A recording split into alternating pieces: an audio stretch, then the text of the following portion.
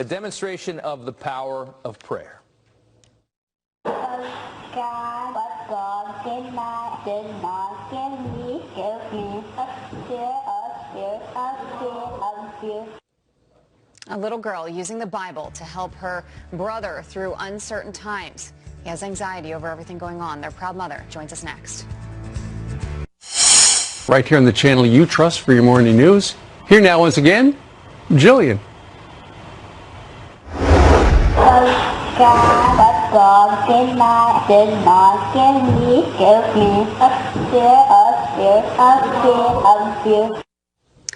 If you're worried about what's happening in the world right now, imagine seeing it through a child's eyes. This video captures the panic of a young boy who was scared about the coronavirus until his sister takes his hand to comfort him through prayer.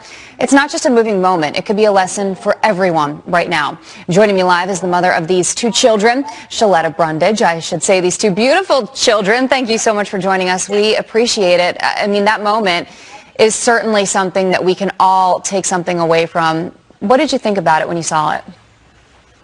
I was amazed. I felt blessed that my daughter was able to pick up on her brother's fears and just jump right in with not only a Bible verse, but the right Bible verse to tell him that he needed to have power, have love, and keep his mind right. And at that moment, she calmed the fears of our entire family because we were panicked. That particular day, I was down to 4 rolls of toilet paper and could find none. So my stress level was high.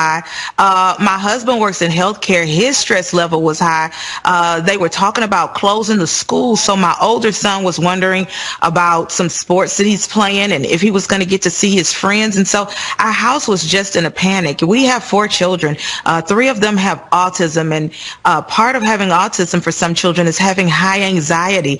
And my son has that. And I was so busy dealing with the coronavirus that I didn't pick up on it, but I'm so glad that my daughter's been paying attention in Sunday school. She learned that scripture, and she walked right over to comfort and mother her brother in his time of need. And amazing. It just, girl, it tore me down. Yeah, it's beautiful to watch this and their embrace at the end. I have to ask you, I know this day in particular, you're talking about all the stresses that you and your husband were feeling, and children understand a lot more than we realize sometimes. And you also said that you guys watch the news a lot right now. So what is it about the coronavirus that was making him so anxious? Well, we didn't even realize that we were watching too much news. I mean, we were watching it in the morning. We were watching noontime news. We were watching it in the evenings before we went to bed, probably 6 to 7 hours of news per day. And they're talking about deaths. They're talking about illness. They're talking about the schools closing. And you think you've got these special needs kids and they don't understand. But he was picking up on everything. And at that moment, they had just recorded some of the first deaths, and he heard about people dying, and it just terrified him. And at that moment, I told my husband, no more news for them.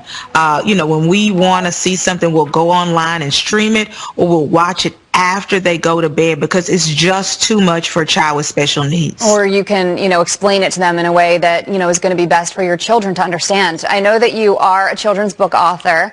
You have a book, Cameron Goes to School. So, you do understand how to teach kids. A lot of kids are home right now. A lot of parents are struggling to figure out, how am I going to do this for the next few weeks, however long this is going to be? What's your message to parents out there, how to get through this and how to keep that faith that seems is in your household right now?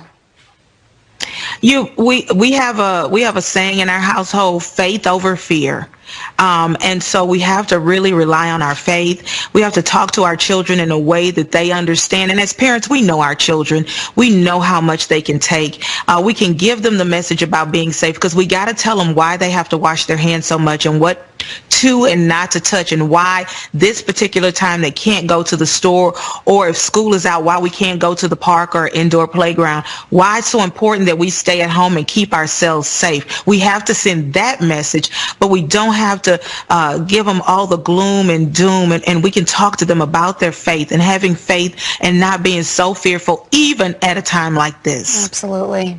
Sheletta, thank you so much for joining us. I think everybody needed to see that video and hear that message this morning. Have a good day. Thank you so much for having me. Of course, and we'll be right back.